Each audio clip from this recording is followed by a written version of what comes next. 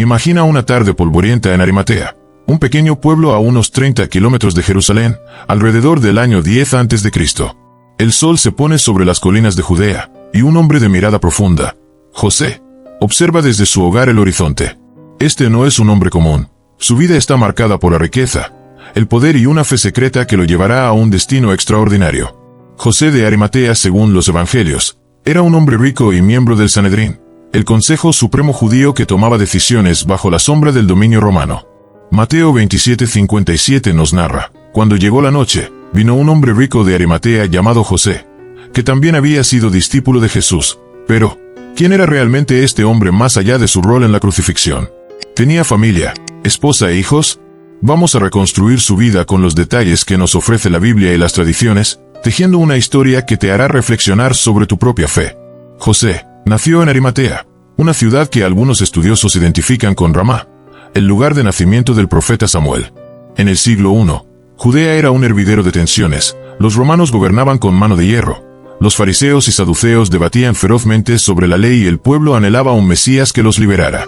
En este contexto, José creció en una familia acomodada, posiblemente dedicada al comercio.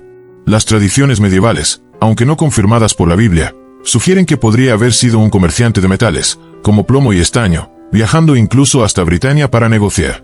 Esto explicaría su riqueza, pero también nos da una pista sobre su carácter. José era un hombre de mundo, alguien que entendía los riesgos y las oportunidades, un hombre pragmático con un corazón inquieto. La Biblia no menciona directamente si José de Arimatea tenía esposa o hijos, pero las tradiciones y leyendas nos ofrecen algunas pistas intrigantes. Según algunos relatos medievales, José era el hermano menor de Joaquín, el padre de María, lo que lo convertiría en el tío abuelo de Jesús. Esto no está respaldado por las Escrituras, pero añade una capa de conexión personal. Imagina a José, un hombre de unos 50 años, observando al joven Jesús crecer y predicar, sintiendo en su corazón que este niño era el Mesías prometido.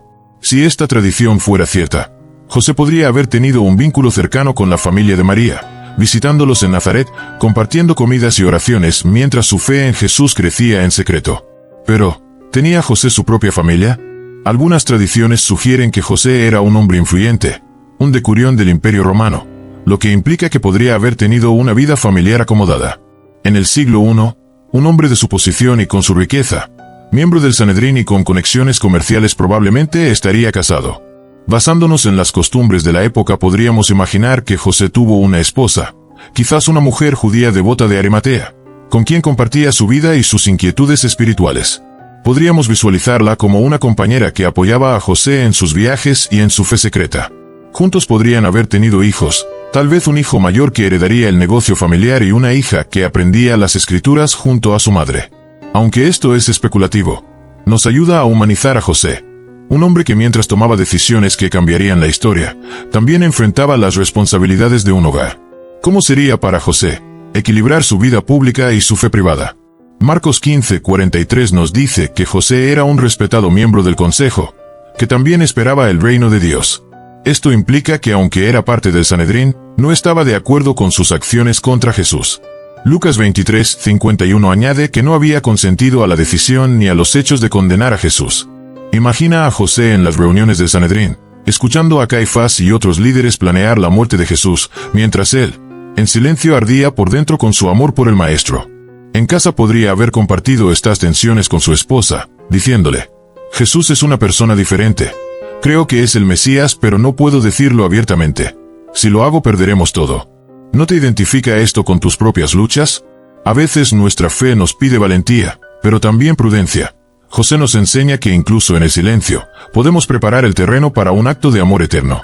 La crucifixión de Jesús en el año 33 después de Cristo. En ese tiempo Jerusalén está en caos. Jesús ha sido condenado, y la multitud grita mientras él carga su cruz hacia el Gólgota.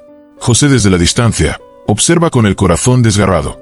Sabe que este es el Mesías, pero también sabe que declararlo abiertamente podría costarle todo: su posición, su riqueza e incluso su vida. Sin embargo, cuando Jesús exhala su último aliento, algo cambia dentro de José.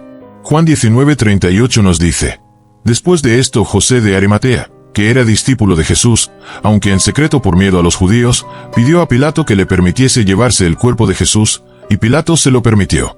Este es el momento en que José deja de ser un discípulo secreto y se convierte en un héroe de la fe. Imagina su determinación mientras camina hacia la fortaleza de Pilato, con el sudor corriendo por su frente, sabiendo que este acto lo expondrá ante el Sanedrín. Pero no le importa. Su amor por Jesús es más grande que su miedo. Con la ayuda de Nicodemo, otro miembro del Sanedrín que también creía en Jesús, José baja el cuerpo de la cruz. Juan 19, 39-40 nos narra: también Nicodemo, el que antes había visitado a Jesús de noche, vino con una mezcla de mirra y aloe. Eran como 100 libras de peso. Tomaron el cuerpo de Jesús y lo envolvieron en lienzos con las especias aromáticas, según es costumbre sepultar entre los judíos. Imagina la escena bajo la luz tenue del atardecer. José y Nicodemo trabajando juntos en silencio, con lágrimas en los ojos, mientras envuelven el cuerpo de Jesús con una sábana fina que José había comprado. Luego lo llevan a un sepulcro nuevo tallado en la roca, que José había preparado para sí mismo. Este acto no es solo práctico, es profundamente simbólico. José entrega su propia tumba, su lugar de descanso, al Rey de Reyes. ¿No es esto un reflejo de lo que significa seguir a Jesús? Dar lo mejor de nosotros incluso cuando duele, porque creemos en su promesa. Después de la resurrección, las tradiciones nos cuentan que José enfrentó represalias, fue encarcelado por el Sanedrín, acusado de haber robado el cuerpo de Jesús para fingir la resurrección. Imagina a José en una celda oscura. Está ahí completamente solo y preguntándose si todo había sido en vano. Reflexiona por un momento. ¿Qué prisiones enfrentas en tu vida? José nos recuerda que incluso en la oscuridad, Jesús puede aparecer y transformar nuestra historia. José desaparece de las Escrituras después de la sepultura de Jesús. Podemos imaginar su vida tras la resurrección basándonos en el contexto del libro de los Hechos. En Hechos 4:36-37 conocemos a otro José, a quien los apóstoles pusieron por sobrenombre Bernabé, que traducido es hijo de consolación. Bernabé vendió una propiedad y entregó las ganancias a los apóstoles para apoyar a la iglesia naciente. Este espíritu de generosidad nos recuerda a José de Arimatea, quien dio su tumba para Jesús. Es posible que, inspirado por la resurrección, José de Arimatea se uniera a la comunidad cristiana primitiva, usando su riqueza para ayudar a los primeros creyentes. Imagina a José en Jerusalén, poco después de Pentecostés, cuando el Espíritu Santo descendió, compartiendo su testimonio con los discípulos. Yo vi su muerte, pero también preparé su tumba y ahora sé que él vive. Su acto de fe pudo haber sido un faro para otros, mostrándoles que incluso los poderosos podían rendirse a Cristo. Reflexiona por un instante. ¿Cómo estás usando tus recursos, tu tiempo, tu dinero y tu influencia para edificar el reino de Dios? José de Arimatea nos desafía a darlo todo sin esperar nada a cambio. Si José tenía esposa e hijos, imagina cómo vivieron estos eventos. Su esposa podría haber estado en casa orando con sus hijos, mientras José arriesgaba todo por Jesús. Tal vez, tras su encarcelamiento, su familia fue rechazada por la sociedad en Arimatea, pero se mantuvo firme en su fe, inspirados por el ejemplo de su padre. Aunque no tenemos detalles concretos, estas posibilidades nos recuerdan que la fe no es solo un acto individual, la fe impacta a nuestras familias y comunidades. Hebreos 11:1 nos dice: es pues la fe, la certeza de lo que se espera, la convicción de lo que no se ve. José de Arimatea vivió esta fe y su familia, aunque invisible en las Escrituras, pudo haber sido su mayor apoyo. La vida de José de Arimatea nos desafía a ser valientes, a darlo todo por Cristo y a confiar en que Dios usará nuestras acciones para su gloria. Desde las calles polvorientas de Arimatea hasta la tumba vacía en Jerusalén, José de Arimatea nos enseña que la fe, incluso la que se guarda en secreto, puede florecer en el momento más oscuro. ¿Qué te inspiró de su historia? ¿Cómo puedes aplicar su valentía en tu vida?